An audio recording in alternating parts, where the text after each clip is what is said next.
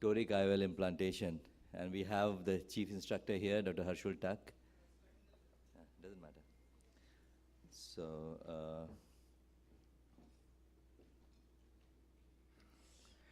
So good afternoon, everybody, and I welcome you all for this instruction course on Toric IOL. And we have the first speaker, none other than Dr. Rajesh Sinha. He needs no introduction. So straight away, Dr. Rajesh, all yours. Thank you. I'll invite other instructors to please come on this stage. Dr. Partha, Dr. Suresh Pandey, Dr. Satyamurthy, yeah.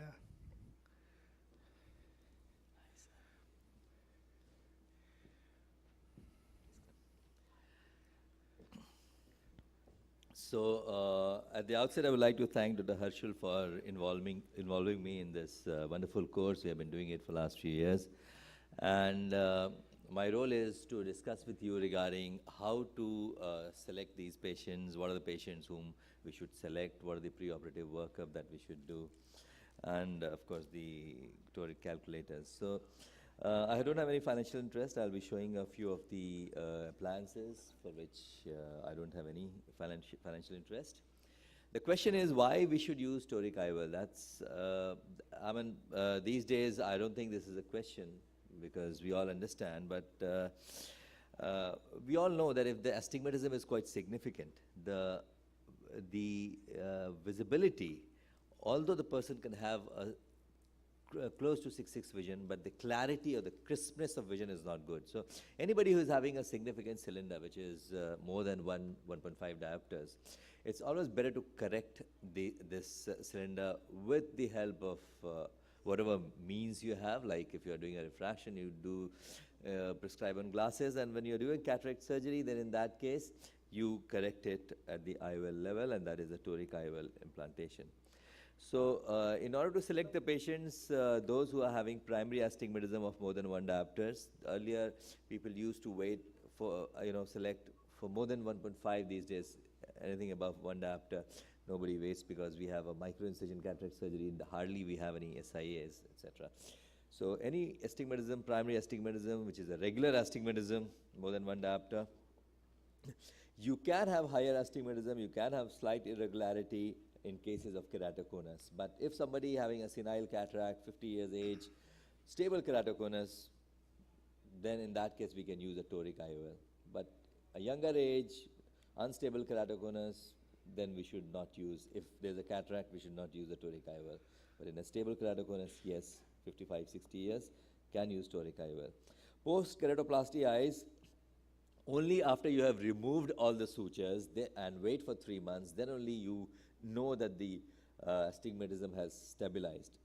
And then we can use a toric IOL.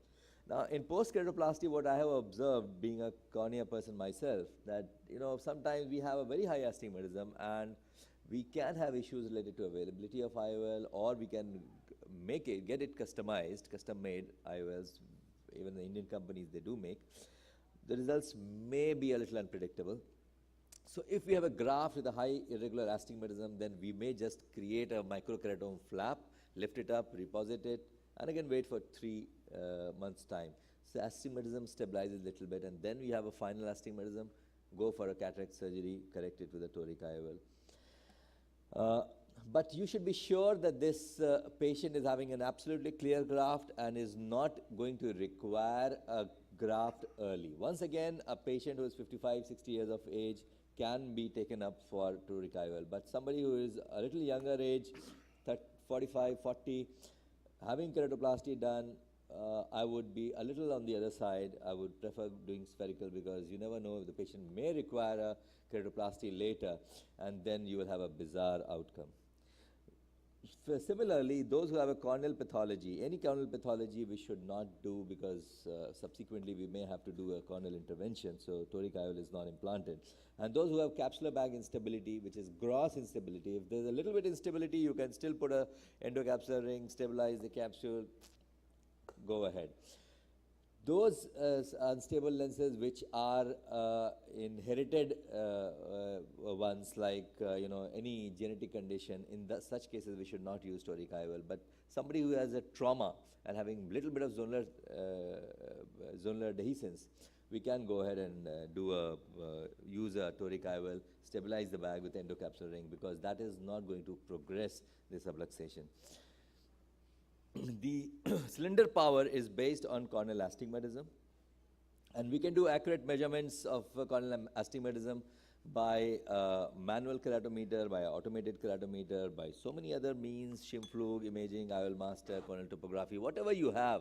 The gold standard still remains the manual keratometer. If you can do a good manual keratometry, nothing can beat that. And we have so many things, automated, etc. They have come for our own ease. As far as accuracy is concerned, if you do a good manual keratometry, there's no substitute. So we can, if you are used to our manual keratometer, then we don't have to buy heavy, expensive gadgets for getting it. But having said that, the automated keratometer or IOL master, etc., are quite good tools.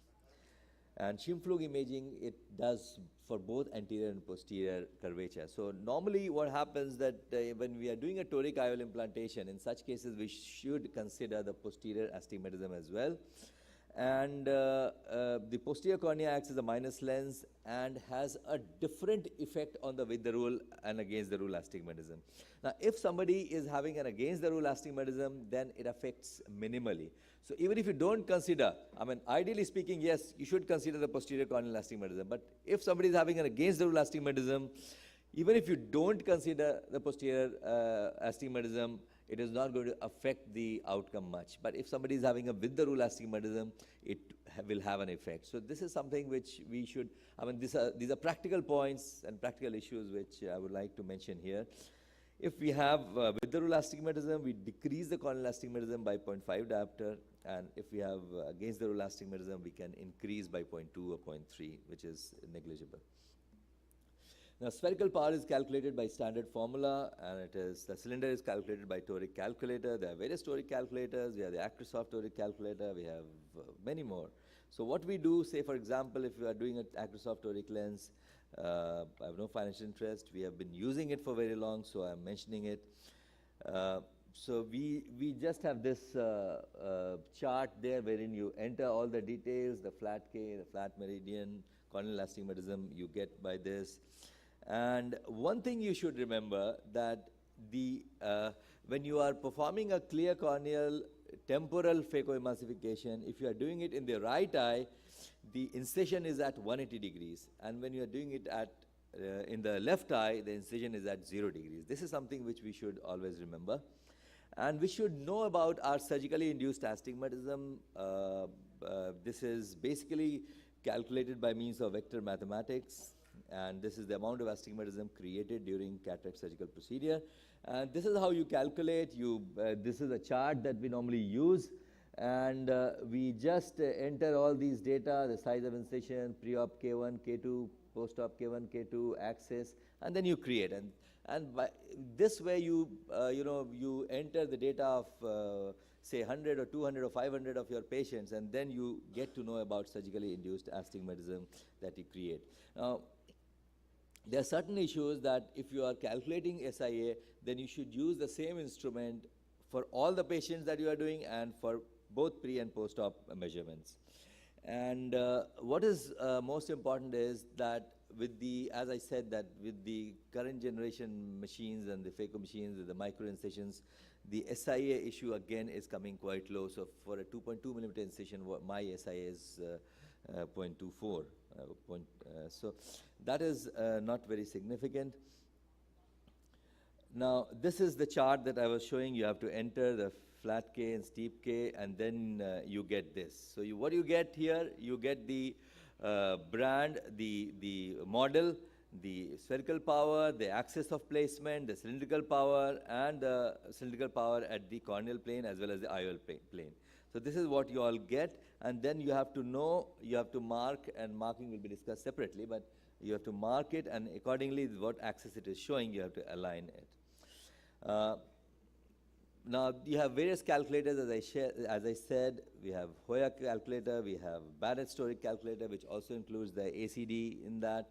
We have the Technics calculator. We have the very own reference unit, which is a high-resolution digital imaging of the patient's eye.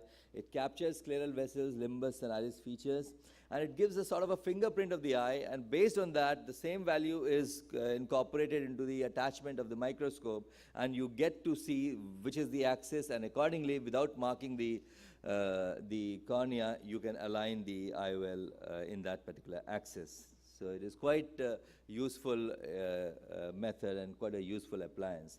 And lastly, I would like to say that in order to prevent, you plan for placement of the IOL in a particular axis. So the idea is to maintain that IOL in that particular axis. For that, there are two things that are very essential. One is the type of IOL, and second, while performing the procedure, you should aspirate the viscoelastic completely. As far as type of IOL is concerned, hydrophobic acrylic is the material that should be used because it is the lens which has the highest adhesive property to the capsule, and it is maintained in its position once it is put there with a nice capsular axis overlap. So it has a very high adhesive property, and that's how it is maintained in the axis which is desired after doing the preoperative workup. Thank you very much for your patient listening.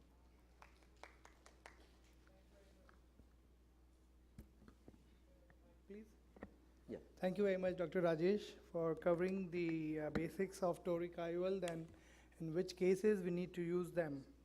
So any questions from the audience at this stage to Dr. Rajesh? I'll request Dr. Luthra to please join here on the stage. Yeah. Doctor, can I ask one question? Yes, please. Dr. Rajesh, you have very nicely elaborated the workup for Toric Intraocular Lenses. My question is that what is the best method to calculate the K reading for the beginner who want to start Toric lens? See, as I said, that you can use anything. You can use manual keratometer, you can use automated keratometer. So these days, whosoever starts his practice, now if you are not, many times what happens, they are not used to the manual keratometry. So you can use automated keratometry, and the results are comparable in various studies. So although the manual keratometry is considered the gold standard, but even, if one can do manual, that is wonderful. If one can do automated, that is also fine. And IOL Master is an optical method. There also you get a reasonably accurate keratometric value. Thank you. Okay, so I'd like to take it further from here. Now, as Dr. Rajesh said, that we have a patient who needs a Toric IOL, and we know that what power of the IOL he needs, and we know that at what axis we need to implant the Toric IOL. So that is the steepest axis on which we need to put the Toric IOL to compensate for the corneal astigmatism. So to do that, we need to first mark the reference axis of 0 and 180 degree on the required eye, the right eye or left eye. So for this, various marking instruments are there. So we have this ACICO bubble marker, which is supplied by the Alcon people, along with the Toric lenses. So it has a bubble in between. So what you need to do is you need to see that whether the bubble should be in the center when you're marking the 0 and 180 degree. And this is the electronic marker, but the technique which I love most is the marking on the slit lamp. So remember that the role of cyclotorsion always comes into play if the head is tilted or the patient is in supine position.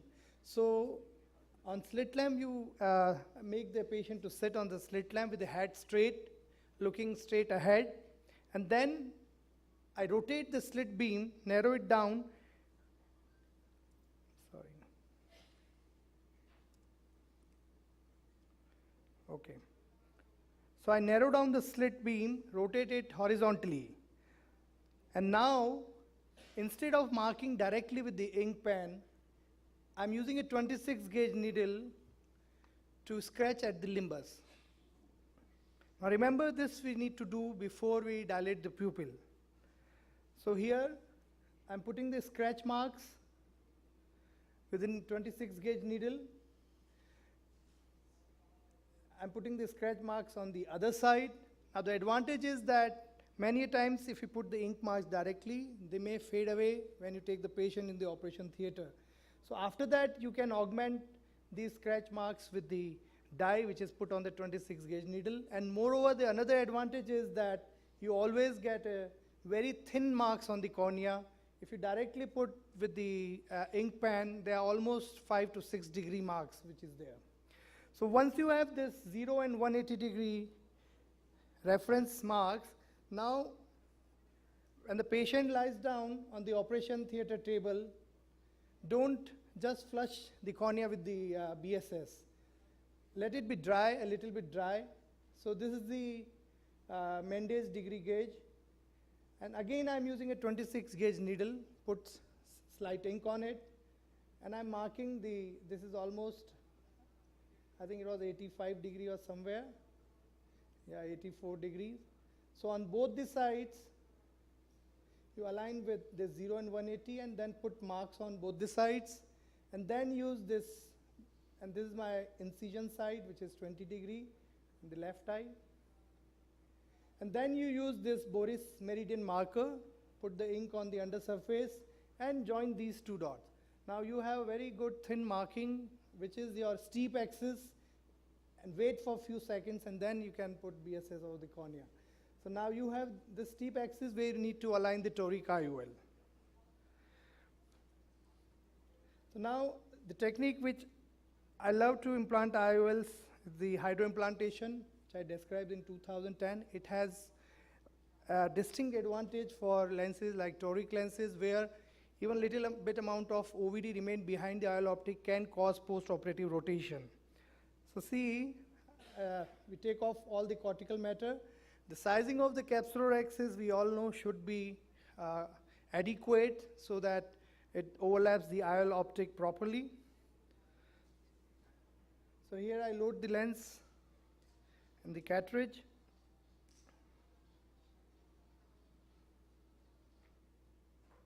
And the irrigation cannula is there in the anterior chamber, and it lies over the IOL optic so that it prevents any inversion of the IOL.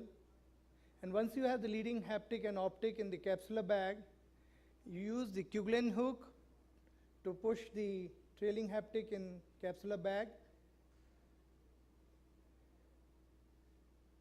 and rotate the nucleus, rotate the IOL to the desired location here.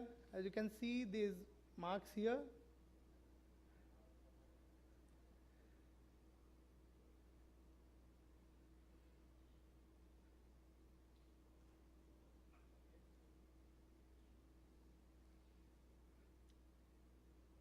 So I go ahead, and before putting it to the final desired location, I realize that the capsular X is a bit smaller.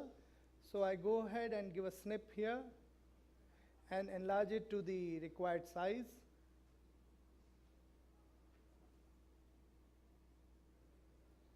And once you have the proper sizing, now I can rotate bimanually with the irrigation cannula and the Kuglen's hook. And you see, the IOL is perfectly aligning with the steep axis which you have marked. And as Dr. Rajesh also mentioned, this Alcon IQ IOL, it has a great tackiness. And it adheres nicely in the capsular bag. So here, I'm hydrating all the incisions. And remember that your IOL doesn't rotate when you are hydro-stitching your incisions. So this is the final position of the IOL. This is another case which was it's not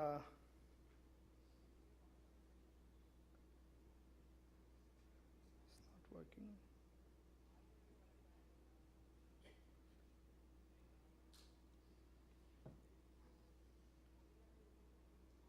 Okay. So this is a small pupil and a hard cataract. So in these cases, it's always important to use some expander device so that you can actually come to know that where you are putting your toric IOL. So once you take off all the nucleus.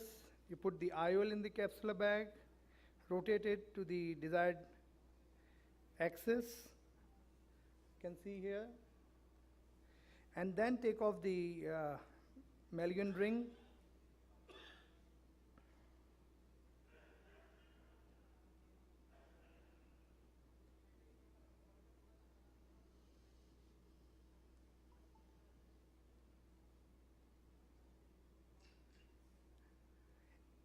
And if you are using OVD, it's important that you go behind the IOL optic, remain 20 or 30 degrees short of the axis, go behind the IOL optic, remove all the OVD thoroughly from behind, and then you finally align the toric IOL to the desired axis.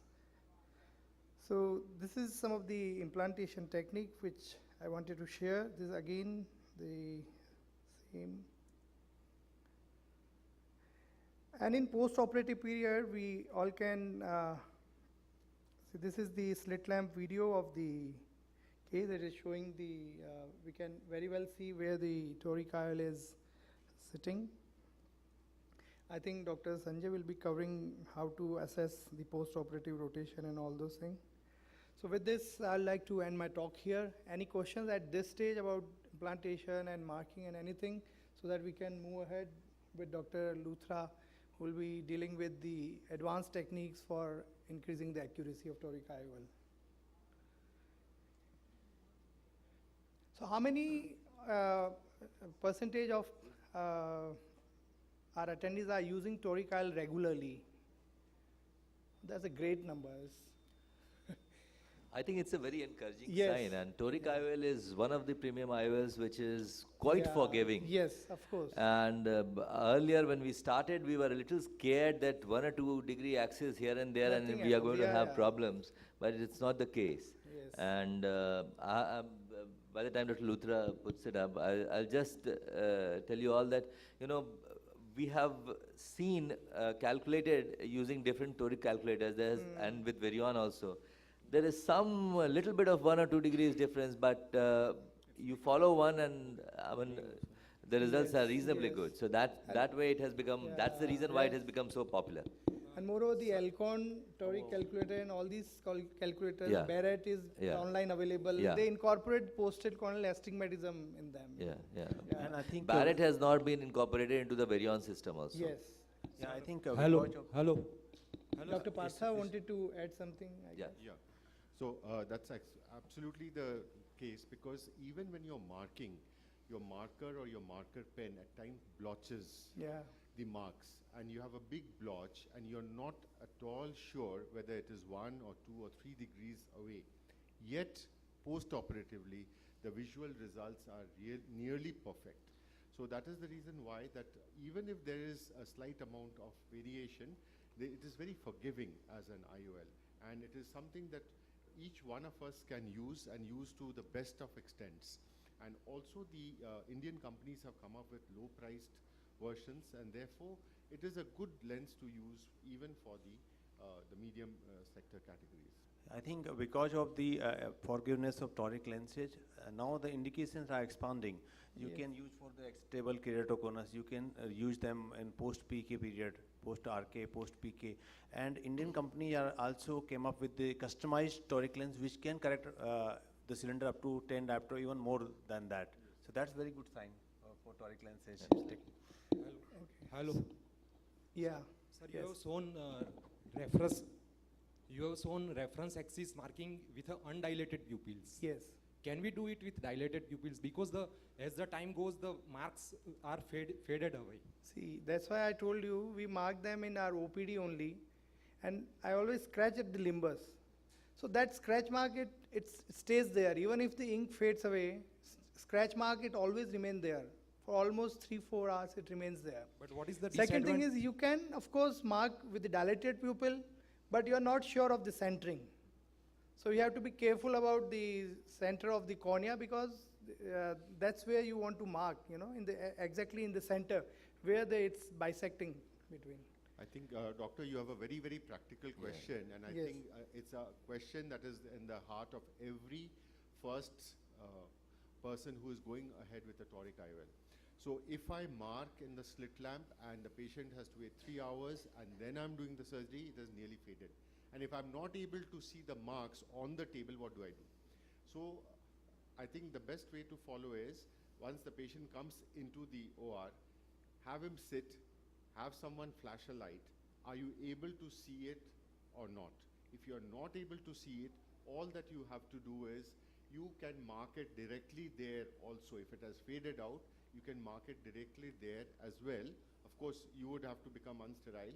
And then once the marks are placed, then you go ahead.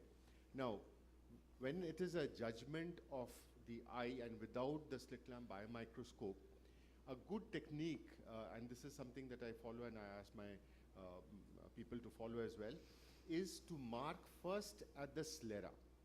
So put a small mark at the sclera and see if that scleral mark is actually more or less in the center of the cornea. If it is not, then you have the second mark right on the limbus and you are closer to that point of the limbus where you want to actually have the horizontal axis. Of course, everything is in sitting position, and then, so there are two marks and you know that the reference marks are on the limbus. So this is a very practical point, but it is something that is quite important.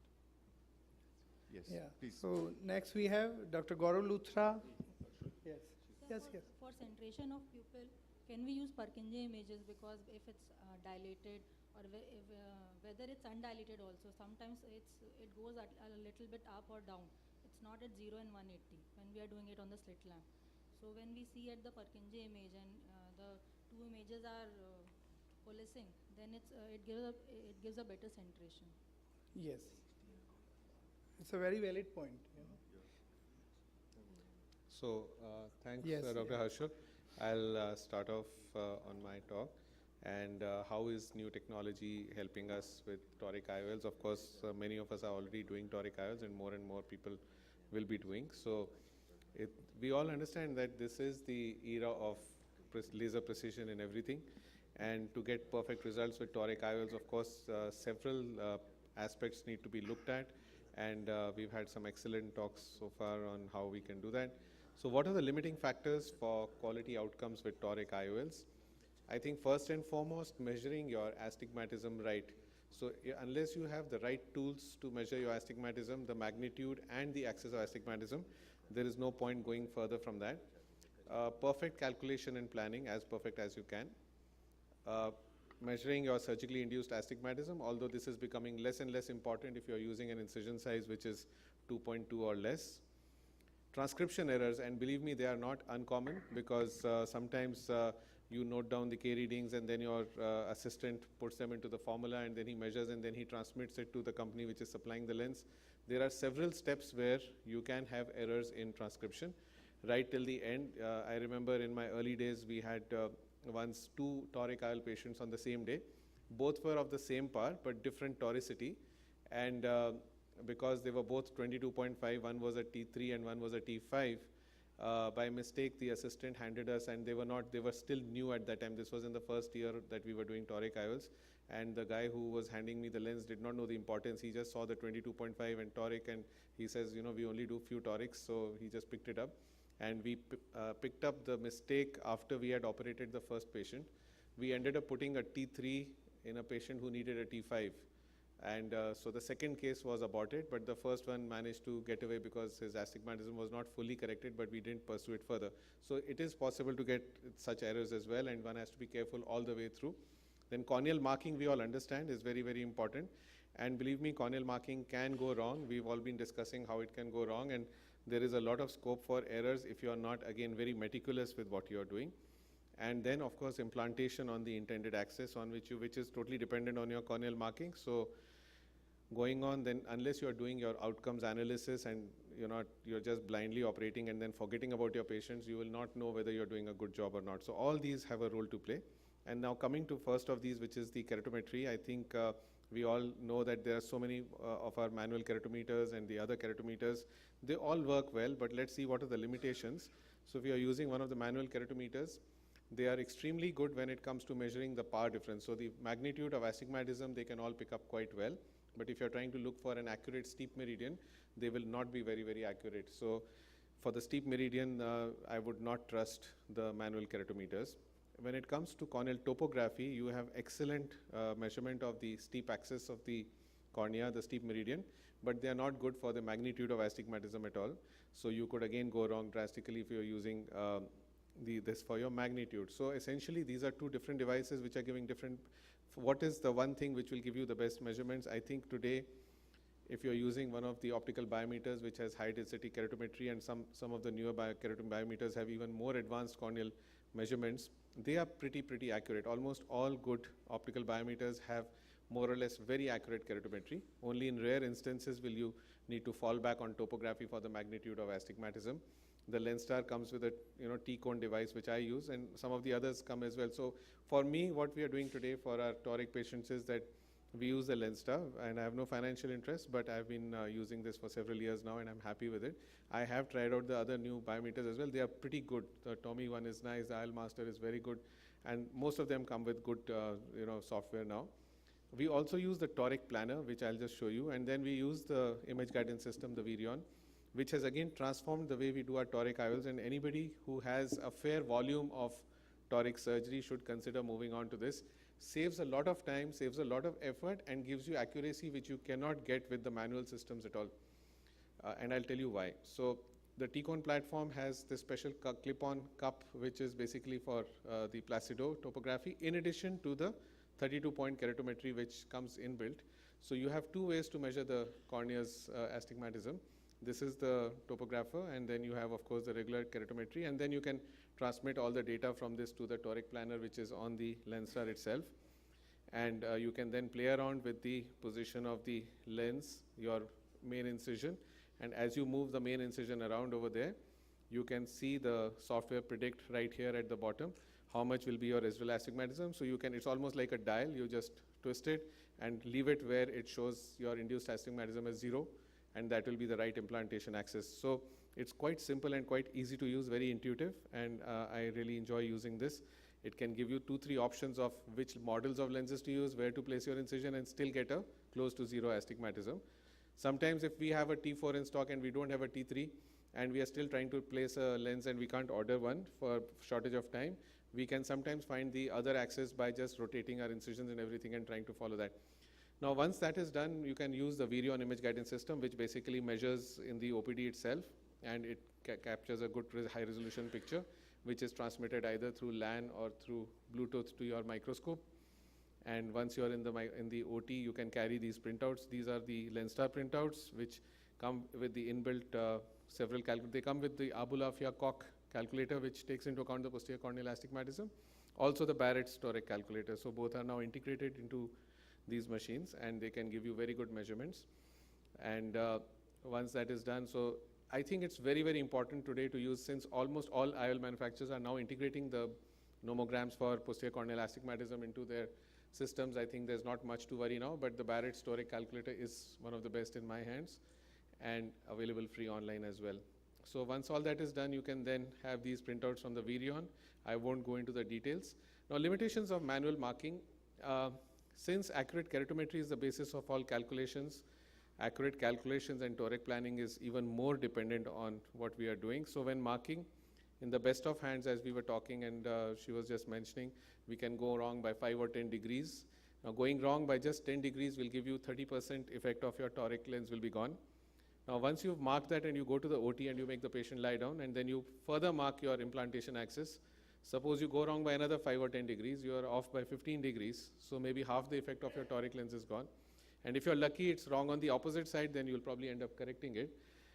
But as Dr. Partha said, it's very forgiving, so even if you go wrong, you at best what may happen is you won't get the full effect, you might just get like 20-30% less, but you won't have a gross error. So there's nothing wrong in going wrong a little bit, but you won't get the full correction as you're aiming to achieve. Then the marks may smudge, they may spread, they may disappear, and if you're using a pen to mark, sometimes it's as wide as 10 degrees, cannot be very accurate. And the final marking under the microscope is also quite dependent on your pre-op marks. So if your pre-op marks are wrong in the OPD, your final marks under the microscope will also be wrong. So let's see how the image guidance system works.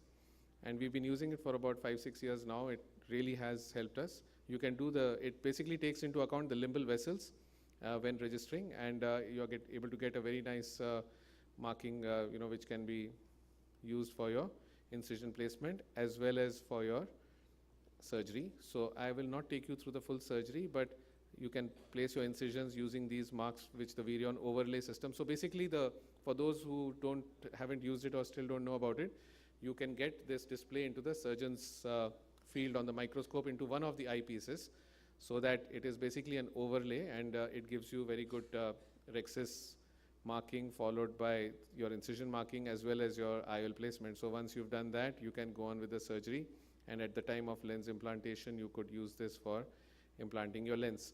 So just watch now. We have implanted the lens, and we can just orient it along the axis being showed by the Virion. Now let's see, it works beautifully well, but then every device comes with limitations. So now let's see what happens sometimes with Virion. It happens maybe in 1 out of 100 cases, but if you'll just observe here, just watch.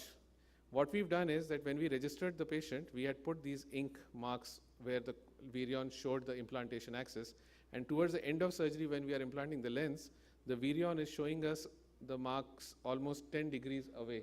Now, this happens mostly because you may have conjunctival bleeds, you may have chemosis, and sometimes the Virion starts reading the landmarks wrongly.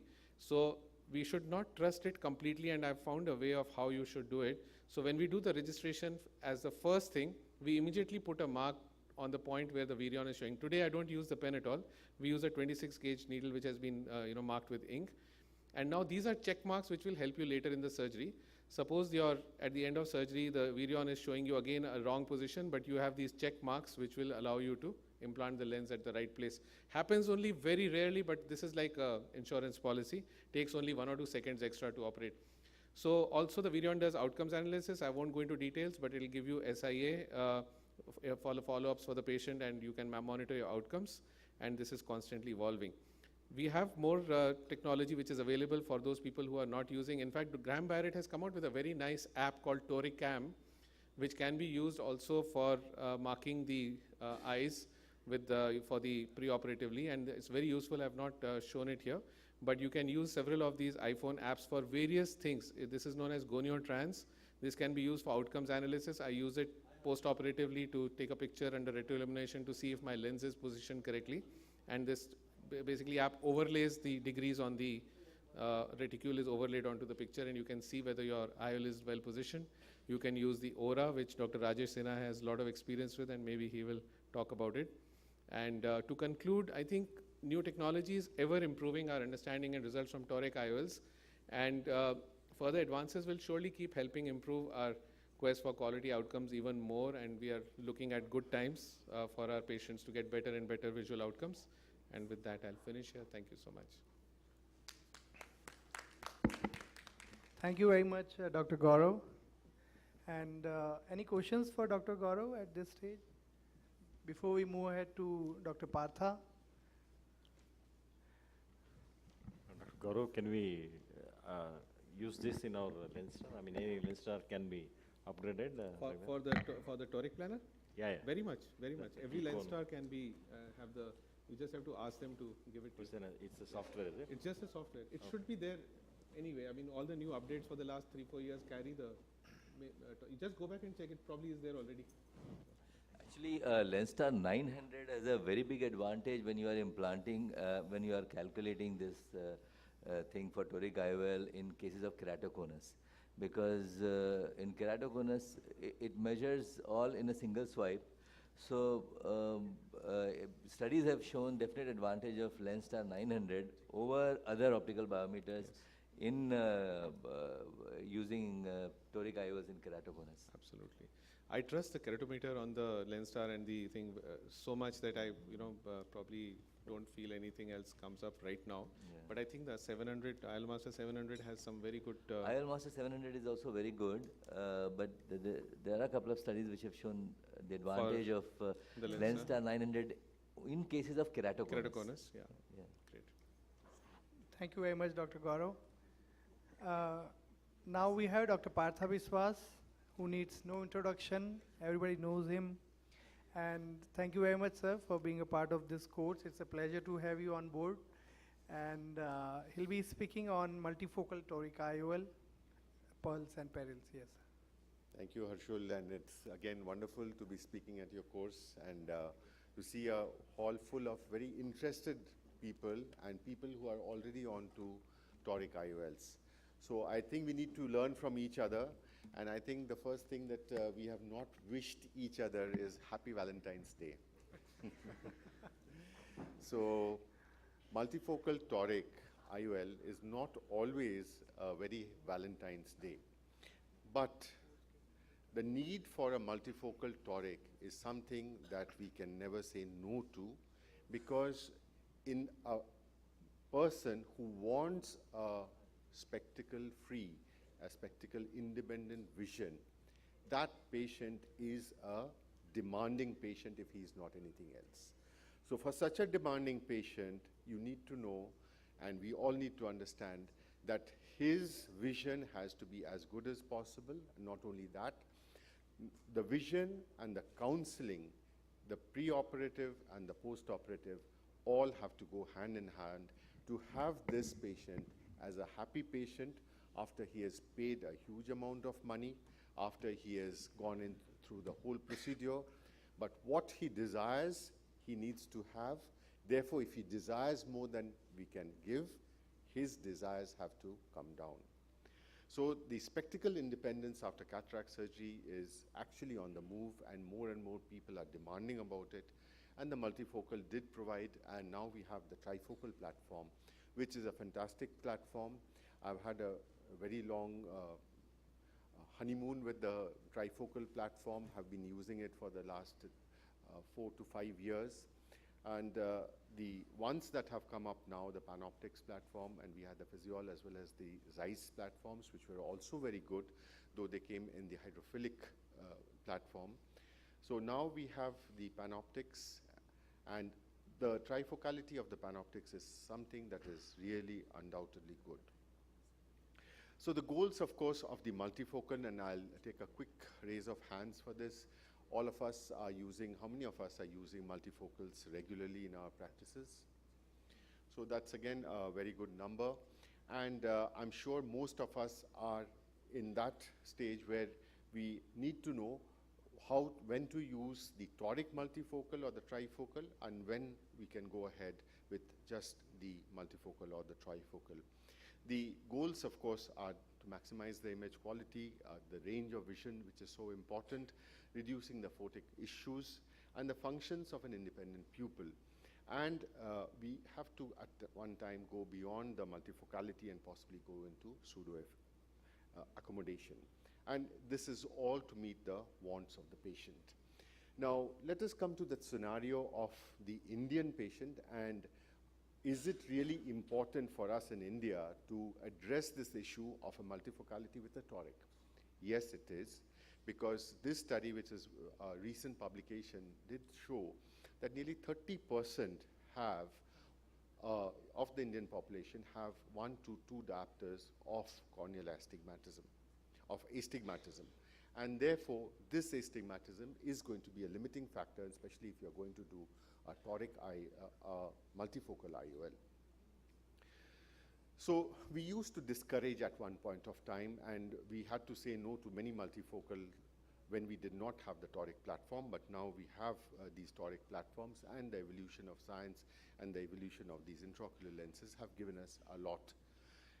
Therefore, this study I just wanted to show you, and this is a 2015 ACRS clinical survey in which they showed the physicians think that 0.75 or less is something that is acceptable if it is goes on to the multifocal IOL.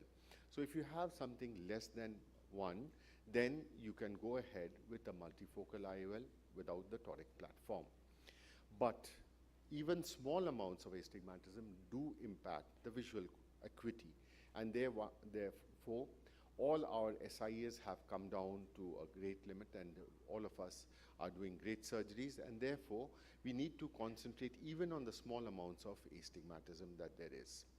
Now, Harshul showed a very nice video, and this is just to reinstate that same fact that how many of us are using the OVDs for implantation for intraocular lenses? Right. So, I want to reinstate this fact that we can implant the multifocal toric under the irrigation, and it is something very doable, something that not only saves time and the viscoelastic, but also the orientation of the toricity is well taken, is quick to come in, and once it comes in, then even with the hydration of the ports, it stays well in place. And it's something that we need to do, and obviously you can go ahead and do it in all your single piece lenses, but for the toric IOLs, this is a great advantage. And of course, Rajesh spoke about the posterior corneal astigmatism, and that is something that is incorporated as the Barrett toric algorithm in the online calculators. So the stability of the toric, again, is an important factor, and that has been always an issue, but numerous studies have shown that the toric IOLs are very, very stable. And I think one of our speakers is going to speak upon what happens if it changes, and then we'll carry on the discussion on that. But the stability is something that is important, and of course, most of the orientation stays as it is, and it is for a long term. Therefore, if you have promised multifocal toricity, and if you have implanted that lens, and you have on the post-operative day, post-operative 10th day or the 15th day, a good and stable toric, then you can be quite sure that this is not going to change its toricity even in the long term. So what do the evidence-based medicine tells us? That what about the multifocal toric and the multifocal, the monofocal non-toric lenses? So it definitely showed that these were non-inferior. The multifocal toric IOLs were non-inferior to the multifocal non-toric IOLs, and to correct the uncorrected distance and the near visual acuities. Again, this study was important, and the evaluation of the rotation and the visual outcomes after implanting the monofocal, multifocal toric intraocular lenses at 1 month post-operatively, the uncorrected distance visual acuity was slightly more affected by the IOL rotation in the multifocal than in the multifocal toric. So these are things that are there very much in the literature. And again, the visual quality comparison between the multifocal toric intraocular lens and the monofocal toric intraocular lens, both corrected the, it gave distance and intermediate and near visual acuities were very good. But what is also a possibility, and that is something that we can think of, and that is if we have a low astigmatism, so can we do something else? Is there an alternative to this? Yes, there is. And the femto laser technology has provided the alternative. So if a patient has astigmatism less than 1 diopter, we can safely go in for the multifocal or the trifocal IOL. If the astigmatism is between 1 and 1.5 diopters, then this femto laser assisted LRI is something that you could really think of. And this definitely is a promising option. But of course, if it is greater than 1.5, then the LRIs do not work so well. And there you definitely need to go in for the toric platform. And even if you're doing a femto laser, for these patients, it's wisest, and the astigmatism is above 2, it is wisest for these patients to undergo a toric lens with the femto laser, and of course without the LRI. So as you can see that this PanOptix has been placed in the bag, and we are opening up the LRI there. And once the LRI is opened, it gives a good correction between 1 to 1.5. At times you can stretch it to 1.75 as well. So that's it, and let us take up discussions, and I'd be very happy to answer any questions that you would have. Thank you very much. Thank you very much, Dr. Partha. Any questions from the audience for Dr. Partha? Okay, so next we have Dr. Suresh Pandey, comes from, everybody knows, Kota, and is a prolific surgeon, cataract and refractive surgeon, Dr. Suresh Pandey. And he has done a lot of research work with Dr. David Apple and I think he has more than 100 publications in international and national peer-reviewed journals. Dr. Suresh Pandey will be speaking on toric and multifocal toric IOLs in difficult situations. Dr. Pandey. Thank you very much, Dr. Harsul. It's a pleasure and honor to be in the course of Dr. Harsul talk on toric IOL since last 4 years. And I will be talking about the expanding indications of toric intraocular lenses and toric multifocal lenses. As told by previous speakers, the tips to maximize outcome in toric lenses include a very appropriate case selection and the appropriate selection of tools to calculate the K reading, the biometry, and the placement of the IOL.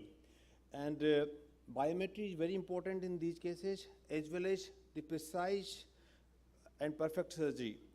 Counseling is very important in these cases to set the expectation right way, and it's always better to have under promise and over deliver, under promise and over deliver.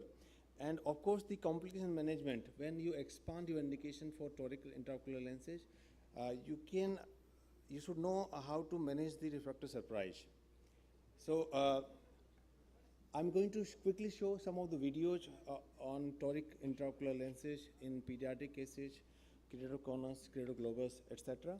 So my first case include the toric lens in a 10-year-old child, and is very nicely illustrated by Dr. Partha, the advantage of multifocal toric lens in these cases. So this case came to us with the unilateral white cataract, and his parents were very keen that the child should have minimal dependence on glasses. So we did the reference marking, and as you can see here, there is some fudging of the ink once you do the reference marking, though child was very cooperative. And there is an advantage of the precise axis marking by the needle tip, as shown by Dr. Harsul talk. Once you use the needle tip, then the mark are very well defined and very fine marks. So you can, I always use a needle tip now. And once you, in these cases, axis is very important. Once you achieve precise 5 millimeter axis, then other steps are straightforward. And in this case, we implanted toric multifocal lens from Biotech. Nowadays, Indian manufacturers such as Care Group, Biotech, etc., they are manufacturing the multifocal toric lenses, customized toric lenses, which can be helpful for our cases in a reasonably economic price. So once you implant the lens is implanted in the bag, and the child regained excellent visual outcome. And after 2 years of follow-up, the child is doing well. And this is second case where I implanted the toric lens in a case of zonular cataract. My cutoff limit for pediatric toric lens is 10 years of age, and this case was also 10 years. And once I implanted the toric lens in this case, the child gained very good vision. And parents came to me saying that can you help us to minimize the dependence on glasses. So can you just switch charger? So in this case, the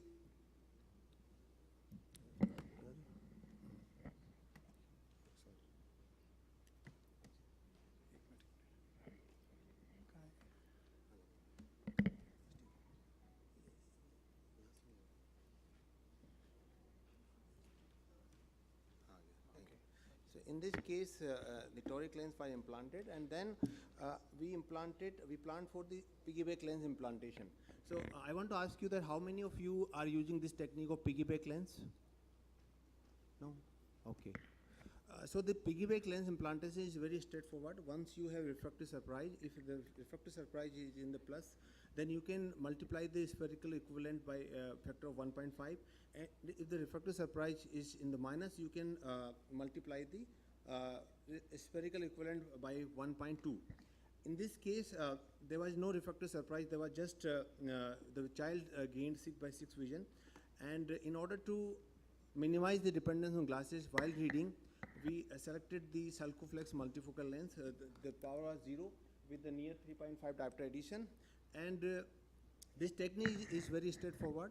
You have to just make incision and put the viscoelastic into the anterior chamber and implant the lens. This lens is designed for implantation in the sulcus, and this is a lens with 6.5 millimeter optic with undulating haptics. So there's a minimal incidence of UGH syndrome, and there is no need of doing PI because of the unique design of the Sulcoflex Multifocal lens.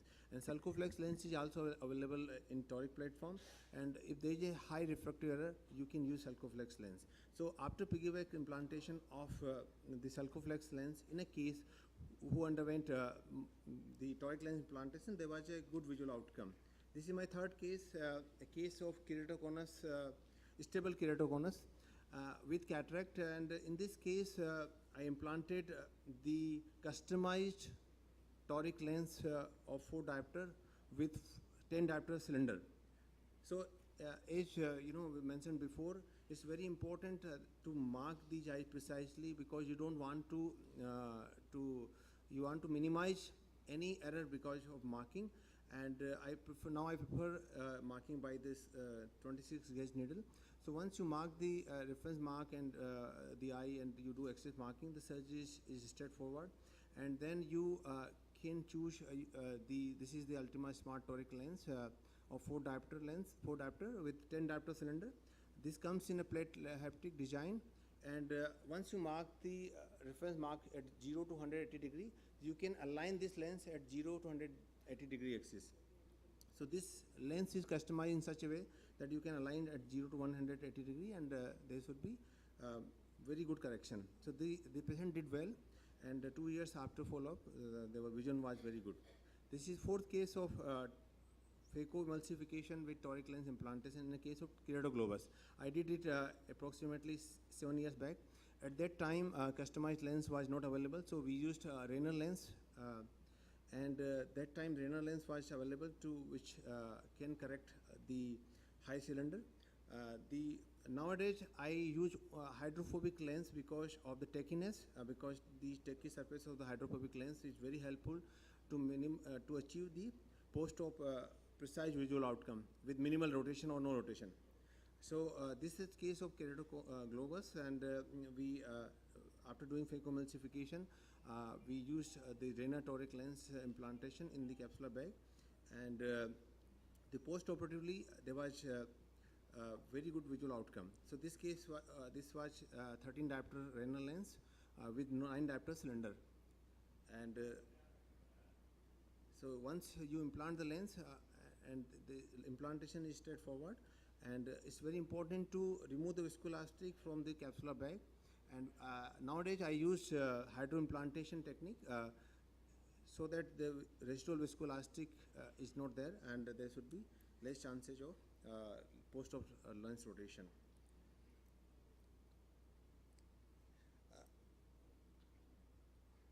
So this is another case of Toric lens implantation in a case of previous case of RK.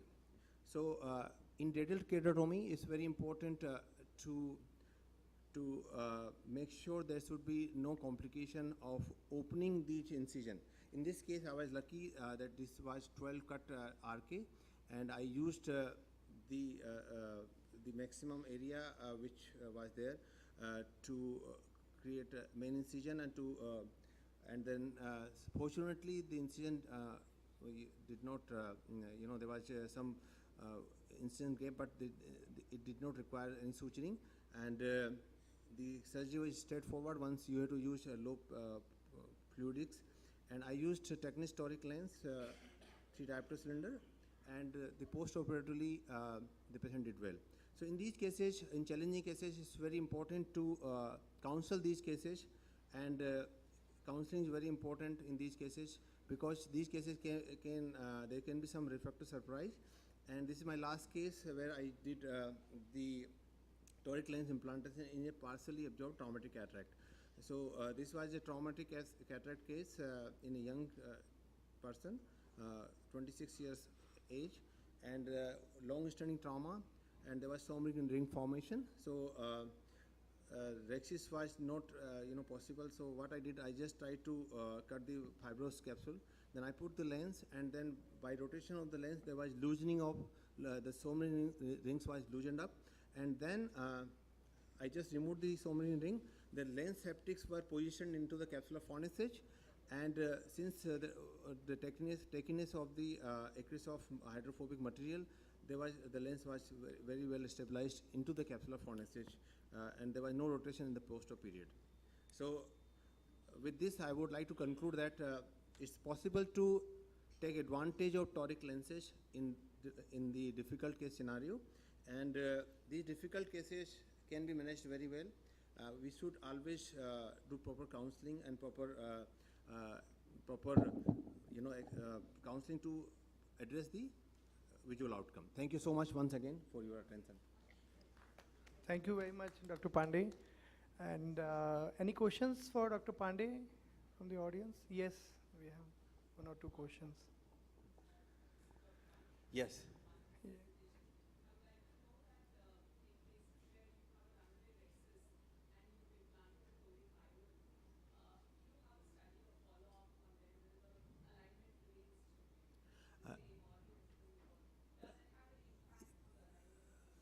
Actually, I have implanted multifocal lenses in the runaway axis. I always, if the runaway axis is for example, 3 and 9 o'clock position, I put lens in, different meridian, like 6 and 12 o'clock meridian. So in that way, there should be there should be minimal chance of rotation. If there is a runaway axis, perhaps, we should avoid putting toric lens because it can rotate. I have done few cases where I implanted multifocal lenses. These cases were traumatic cataract cases with a torn axis, torn capsule.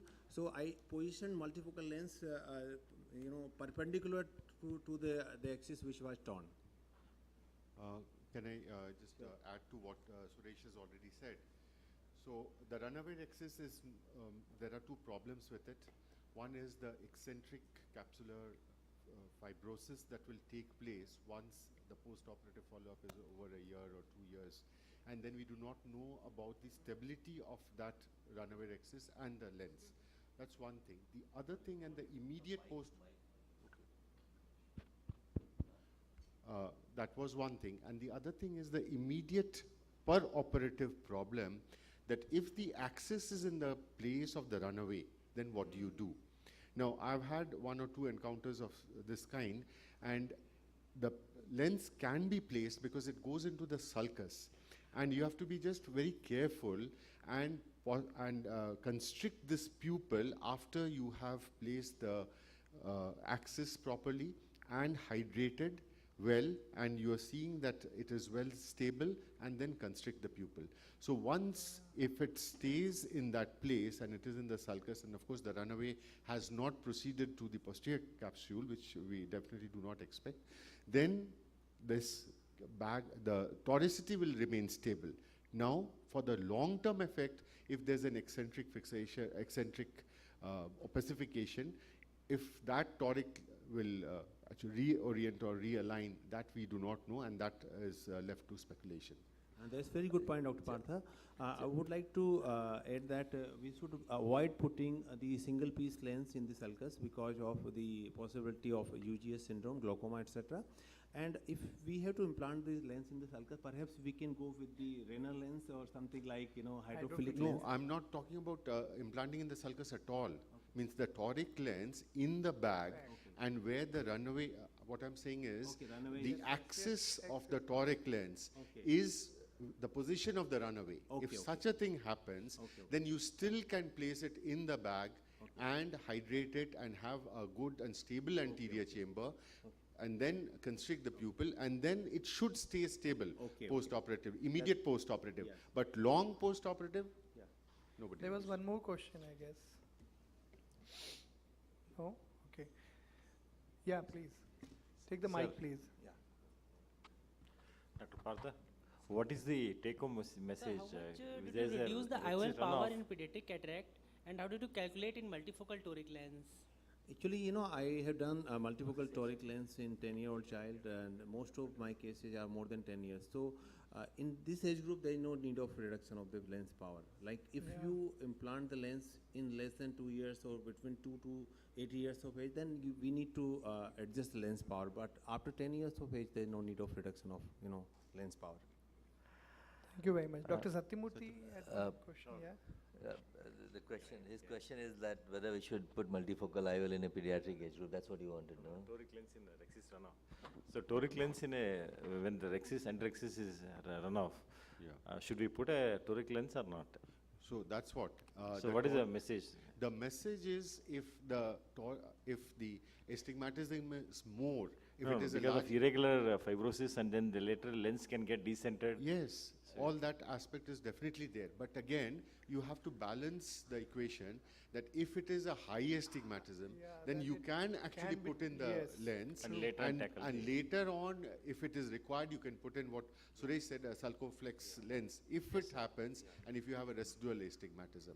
But if it is a small astigmatism, 1.5, then definitely it is better not to put in the but if we are putting Sulcoflex toric subsequently, then if it works better if we have put a spherical lens first and then over that toric Sulcoflex, rather than putting a toric lens IOL and then putting another toric Sulcoflex. So, and moreover, for Sulcoflex, you need the first IOL to be perfectly in the capsular bag and well centered and everything, and your capsular axis should not be torn. I think the laser top-up is a better option in afterwards. If you have 0.75, 1 cylinder, 1.25 cylinder, it's a better option to go for PRK or LASIK after 2-3 months or whatever it is.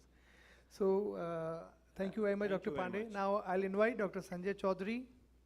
We all know he's a wonderful surgeon, prolific surgeon, and he'll be telling us how to deal if we get how to check for the toric IOL alignment in the post-operative period and how to correct any misalignment or rotation which has occurred in the post-operative period and how to calculate that. Dr. Sanjay Chaudhary. Thank you, Dr. Harshal. So one thing we know that astigmatism is a big nuisance, especially large astigmatisms, and toric IOLs was a boon to those patients who had large astigmatisms. And once we became very sure of our toric IOLs, we started promising our patients much more, that you will have almost sphere-free and cylinder-free spectacle correction post-op. But once in a while, you come across a refractive surprise. Suddenly you see a cylinder and you start wondering, oh my God, what went wrong? Especially when I've promised my patient. So if the cylinder is 0.25, maybe 0.5 it is acceptable, but the moment the cylinder touches 0.75, it is significant. It's a very embarrassing situation, demoralizing. You feel that the technology and your promises have gone down the drain, and you start wondering what went wrong and what can you do to rectify it. So reasons, one of the very common reasons is that pre-operatively the measurement of the axis was not accurate. And here I'll just put in a word that when you or your technician takes an axis measurement, the head should be perfectly aligned.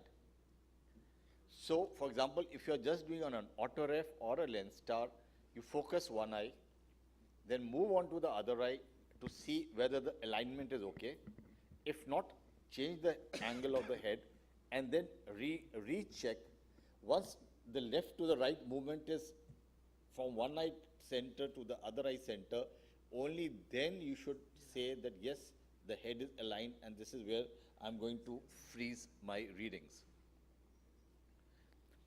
Having done that, again, when you mark on the cornea, things could be not too right because your hand may not be stable or there's a parallax effect and there could be a variation there. However, we are more concerned about the post-operative part. That means the IOL could rotate. And this is the aspect I'm going to discuss with you now. We know now that a 10-degree IOL rotation takes away the toric power by 1/3. That means if the toric power was 3, one cylinder value is lost with just 10 degree of rotation. 20 degrees of rotation, 2/3, that means 2 cylinder value is lost. And 30 degree of rotation, 3, that means 100% of the toric value is lost. And if it is beyond that 40, you start getting on the opposite side. It adds to the cylinder. So how do you suspect in a particular case that probably this is a situation where the lens has rotated? You would find an unexpected residual astigmatism. After all, where did this high astigmatism come from? Your spectacle correction, best corrected visual acuity, will be normal. So you would still get a 6/6 vision with glasses, but you would have a value something like this, +1 with -2 cylinder. So that means the spherical equivalent will be almost 0, +2, -4. So if you get some values like this, the first thing that should come to your mind that probably inside the IOL has moved. Now, how do you determine the axis of the IOL post-operatively? So this is the picture here. You dilate the pupil. These are the axis marks, and you align the slit lamp to the axis mark, and then read the value on the slit lamp. And that will give you the position where your IOL is at the moment. And of course, you would have your own old values at what angle you wanted to place them. And so you will get an idea that this lens has moved through 10 degrees, 15 degrees, 20 degrees, whatever. There are certain apps which help you in determining this. This would be a long topic by itself. So now that you know that your lens is not in the right position, you start thinking, what should I do? So is there a system that can predict the outcomes of realignment? And the most commonly used software to do a realignment is the ASTIGMATISMfix.com. It's available on ASCRS website, it's available on APACRS website, and you can also download it. There are other softwares also, but the most popular is Astigmatism Fix. And a little about Astigmatism Fix. It determines if the previously placed IOL is ideally aligned. That you already know by this manual calculation. Will rotating the toric IOL decrease the residual astigmatism? This is what you really want to know. And the amount of IOL rotation that you need to do. And by doing that much of rotation, what will be your final spectacle power? So this data is very important for you beforehand, before you start dialing or rotating your lens into position. So you just need 2 measurements. It's not a very complicated process, just 2 measurements. You need the current refraction that you in any case have, and you need the IOL axis which you already calculated on the slit lamp. That's it. You are ready to feed in the data and get your results. And how do we get it? So this is the software, and if you notice, originally the lens was to be at an axis of 120 degrees. The present refraction is something like this, -1 plus 1.5. So there's a cross thing, like I told you, -1 plus 2, something like that. So this is an indicator that probably the lens has moved. This was the cylinder before, and this is the current axis of the toric IOL. This is the power of the toric IOL. So I am concerned with the current axis, which is 145. The original axis was 120. So a 25 degrees movement. Now I want to know which is the best axis I should bring it in, and what will be my result. So, this is what the software gives you. It takes you through these values. Let me see. So, the astigmatism of 145 was there before. Now, it has come to a cylinder axis of 122. So, at 122, if you are placing your IOL from 145, not 120. Remember, the 120 was the original value. Now, it is saying the best value is 122. And at 122, it's giving you a graph that if your lens is at this axis, this will be the power, this axis, this will be the power. The least power is at 122. And so you are at 145, you have to dilate about 22 degrees or 23 degrees to come to 122. And still at 122, what you get is not 0. What you get is this value, minus 0.6, minus 0.75 at 33. But this is the best that the lens will give you after dialing it into the best possible suggested position. Now the choice is yours. You want to accept this, go ahead. If you are not satisfied with this result, then you have choices. You could exchange the lens for a better output, or you could reshape the lens, the cornea, with an excimer laser. But remember the dictum, when you decide to rotate the lens, rotate early. Best rotation is at 2 weeks post-op.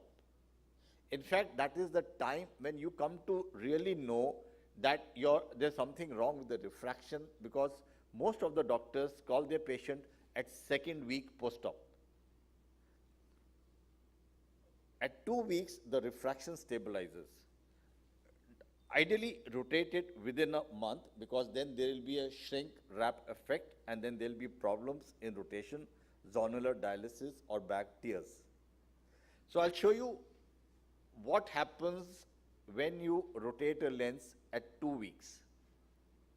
So this was the toric lens at this axis, and we realized that somehow, for some calculation error, we have placed it at 90 degrees to the original axis. That means it was supposed to lie here. So at 2 weeks, the cylinder had increased rather than decreasing. And we are trying to dial this lens, but unsuccessfully. So what we did was, we did a visco separation of the lens from the capsular bag, and then rotated the lens, then it rotated. So just hydro dissection would not work. It is kind of visco dissection or separation that works to separate the lens from the capsular bag attachments. Now here's another situation where the lens had to be corrected at 3 weeks. Like I said, as the time goes on, the process becomes tougher. So I'll show you how tough it became at 3 weeks. So this lens had to be rotated. I could open up the same original incisions.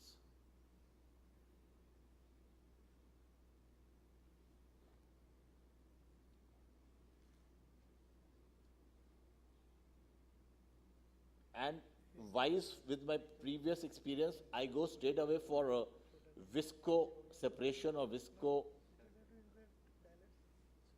And you can see that little fiber going under the lens, which is showing that my visco is going under the lens and separating it.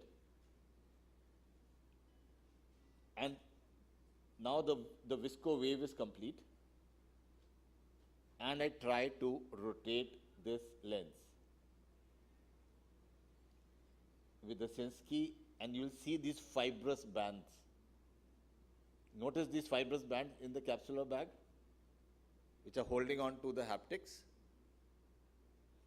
So at 3 weeks, so much of fibrosis has happened that I can't rotate this lens. I have to pull this lens out of his fibrous attachments in the bag. Again, see here, how much of fibrosis has happened in 3 weeks. See, this whole tissue is engulfing the haptics.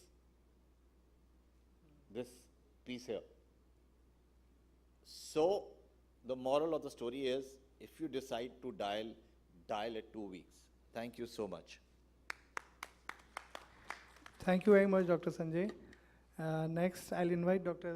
Satyamurthy for his talk on how to deal with toric IOL surprises. 5 minutes more, okay. Please go ahead. No. I'll try to, yeah. At the outset, I would like to thank Dr. Harshul for giving me this opportunity. Though we know it's a very precise surgery, spherical lenses are known to throw surprises. Sometimes the toric lenses are also, like Dr. Partha said, it's a forgiving lens. Not only that, even the patient is also forgiving because we have not promised like a multifocal IOL. So I'll just take you through a few examples where all we can go wrong. And Dr. Sanjay Chaudhary has covered a few points. Say a patient where here, this is what you are seeing. Yeah. So this is the autokeratometry reading, and what we are seeing on this side is the lens star, the keratometry reading. Since it is based on the corneal reading, keratometry readings, the difference is about 0.20, and then iTrace gave almost 1.7 diopters, though axis is somewhere around 76, 77. But still, which one to choose? So this is the biggest dilemma. In fact, a part of it was discussed in the beginning. So which keratometry is it to be? To my mind, what I feel is the manual keratometry, though we keep talking about it, none of us really practice it.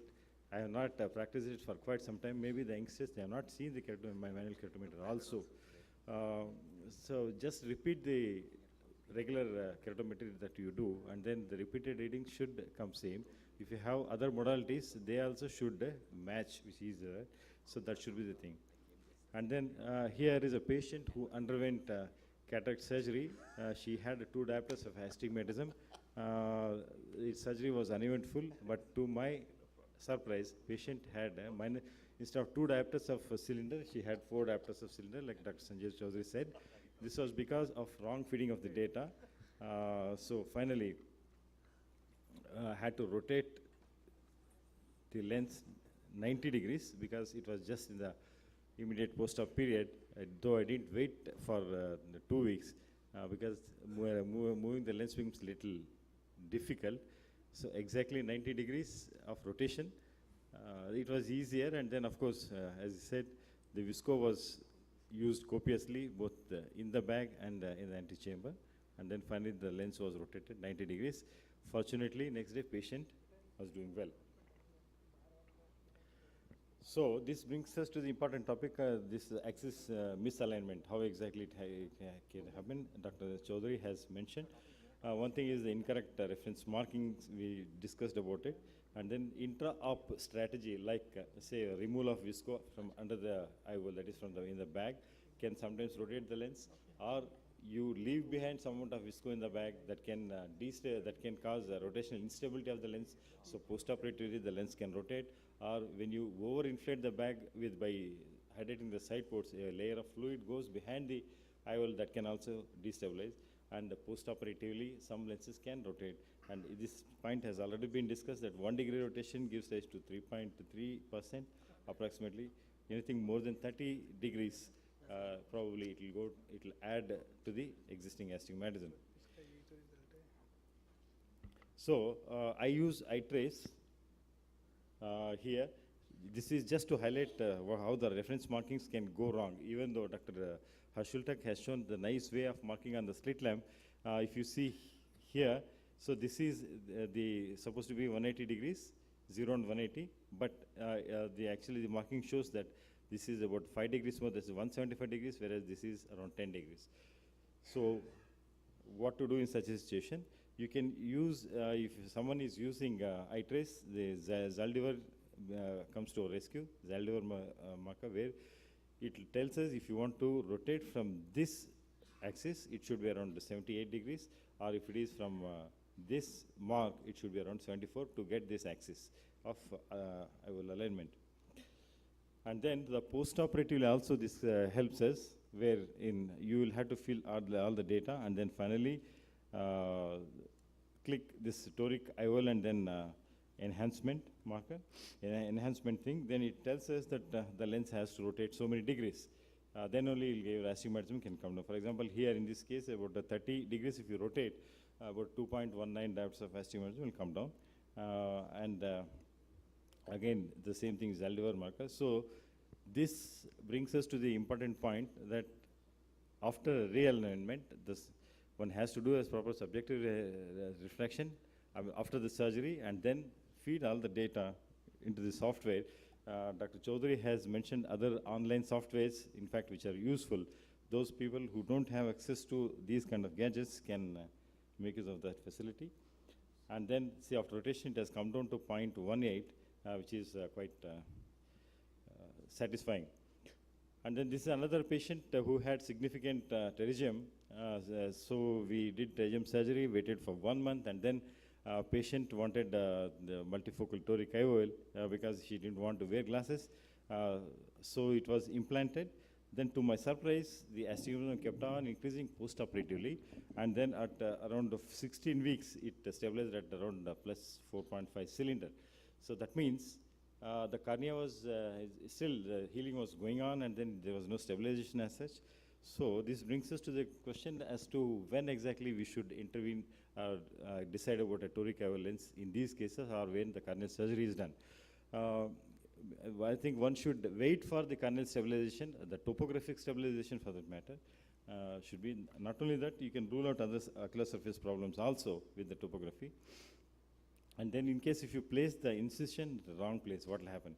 See, this is at 15 degrees, around 0.18, 0.01 is a residual astigmatism. If you just keep on shifting, the cylinder residual astigmatism also keeps on increasing. So in case if you take it close to the 90 degrees, this is what. So wrong placement of axis also is important, so one should keep that in mind.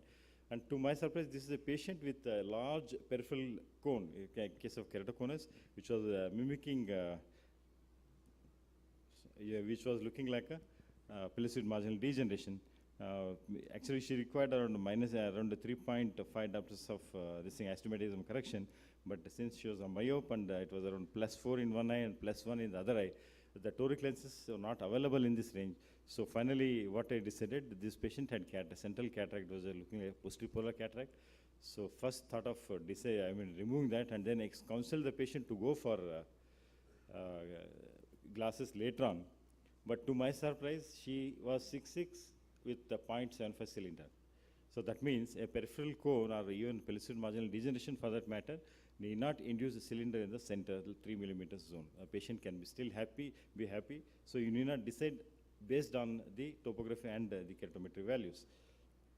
And then the lens can also tilt in the bag itself. That may induce some amount of astigmatism. And a patient who underwent ICL implantation about 10 years back and developed cataract afterwards. So ICL was removed and spherical lens was implanted. And later on, he came back with around 1.75 diopters of astigmatism. So finally, like how we discussed, subjected him to surface ablation. Probably that is the best way you can correct the residual astigmatism, if at all you have a chance to use one of these modalities. And right now, patient is happy. Hope it will not increase further. So to conclude, the picture perfect result with the toric IOL is there in most of the cases, but in some cases it is elusive, and similar to post-op spherical error surprises, the toric IOL can also throw surprise for various reasons which need to be addressed. Thank you very much for your patient listening. Thank you very much, Dr. Satyamurthy. And now we have our international speaker for his keynote address, Dr. Messias Martinez. We welcome you, sir, and she'll be translating for him. Yes. Sí, buenas tardes a todos. Una disculpa por no hablar con ustedes en el idioma del Congreso. La doctora Pamela nos va a hacer la traducción. Hello, good afternoon. I'm really glad to be with you. ¿Tenemos la charla? Bien, prácticamente lo que vamos a hacer es un resumen de todas las charlas que excelentemente han presentado los expositores anteriores. We're going to be having some remarks of what the previous expositors have already said.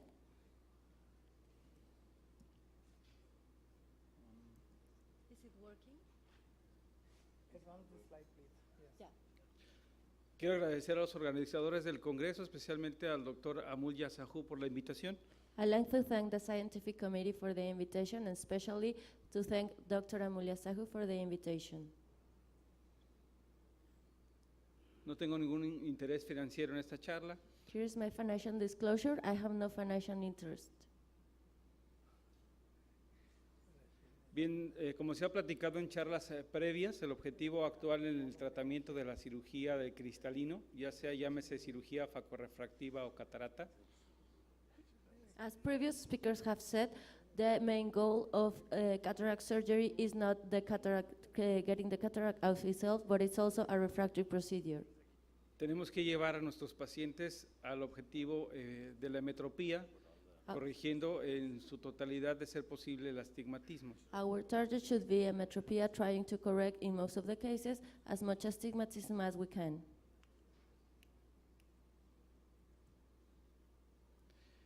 Sabemos que existen múltiples posibilidades terapéuticas del astigmatismo, pero va a depender del medio donde nosotros nos encontremos para tratarlo, de tal manera que tenemos que tener un plan quirúrgico para tratar el astigmatismo. We know there are a lot of possibilities to treat astigmatism, but none of us have access to all the procedures. So it depends in the environment that we are developing, the kind of treatment that we're going to choose. Aunque en México no tenemos una estadística del astigmatismo, sabemos que cerca del 75% de los pacientes tienen un astigmatismo de menos de media dioptría. We know that about 75% of the population presents some astigmatism of half a diopter or nearly 0.75 diopters. Pero el 35% requiere de un tratamiento con diferentes opciones porque presenta astigmatismos mayores de 1.5 dioptrías. But almost 30% of the population has astigmatism of above 1 diopter. So that's why we should be thinking what treatment we're going to give to those patients. Sabemos que el 80% de los pacientes están muy satisfechos si el astigmatismo residual es de menos de media dioptría. So our patients' satisfaction would be great if they have a residual astigmatism of half a diopter or less.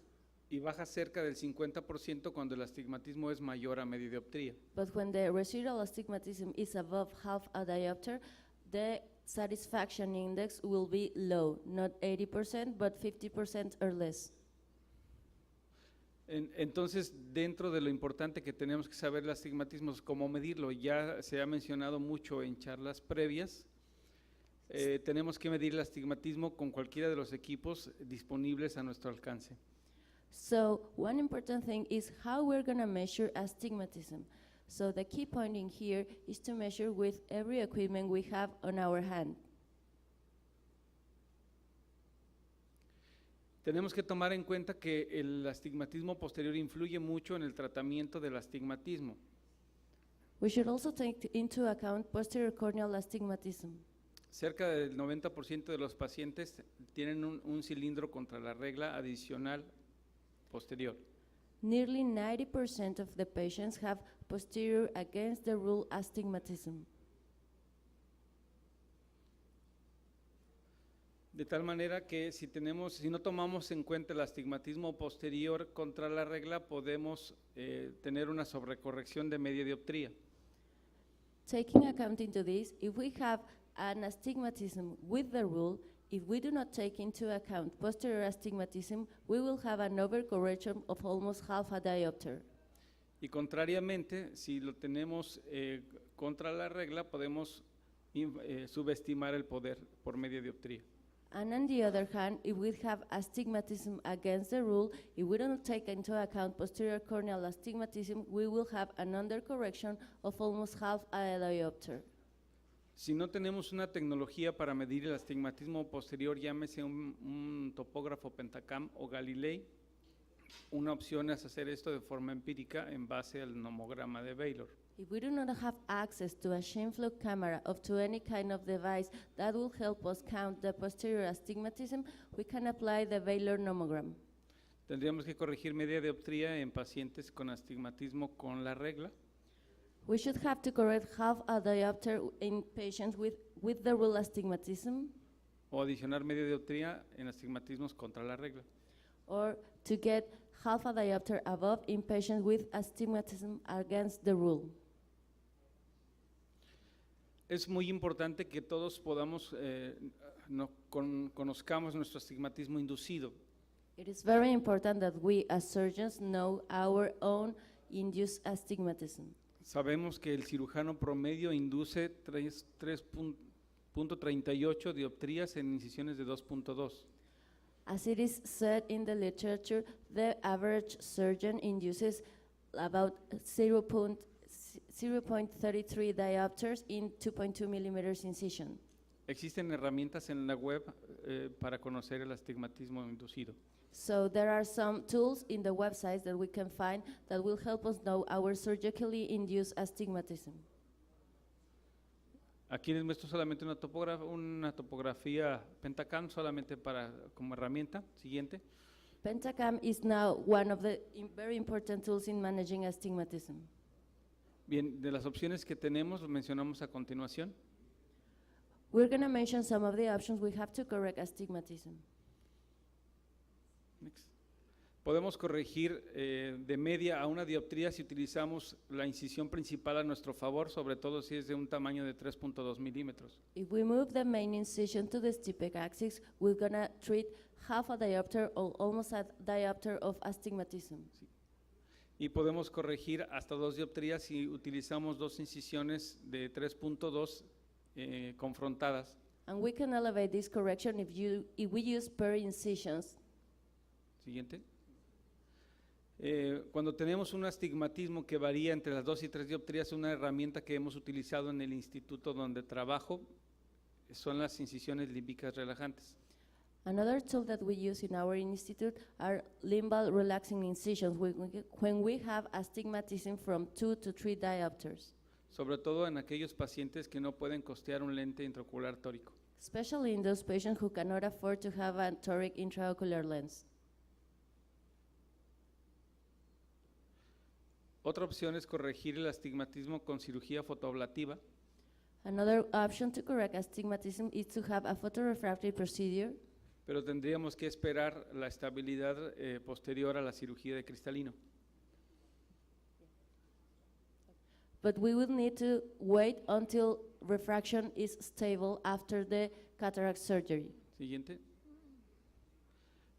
La mejor opción que consideramos para corregir el astigmatismo es el uso de los lentes tóricos, como ya se ha mencionado previamente. In our experience, the best way to correct astigmatism is with Toric IOL. Porque son más predecibles en su corrección.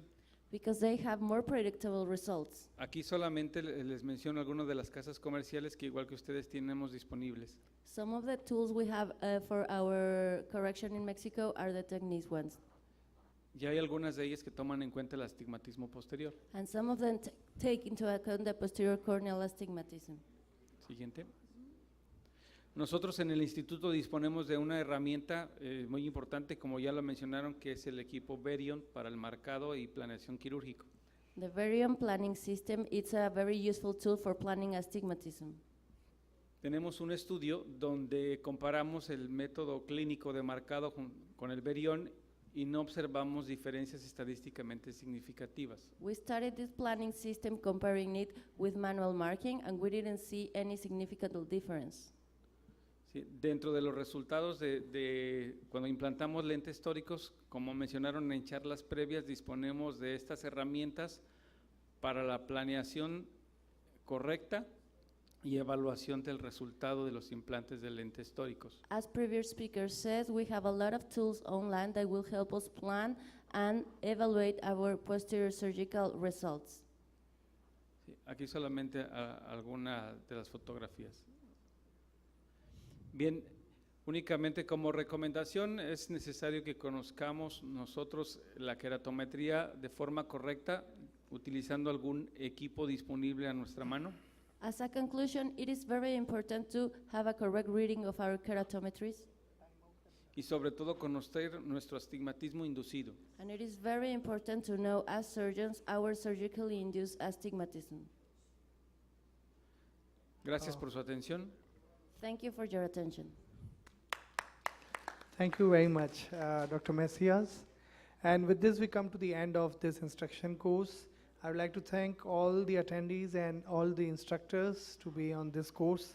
And I'd like to apologize to Dr. Anaga, the chief instructor of the next course, for delay. I'll invite Dr. Anaga Haru to please take this stage.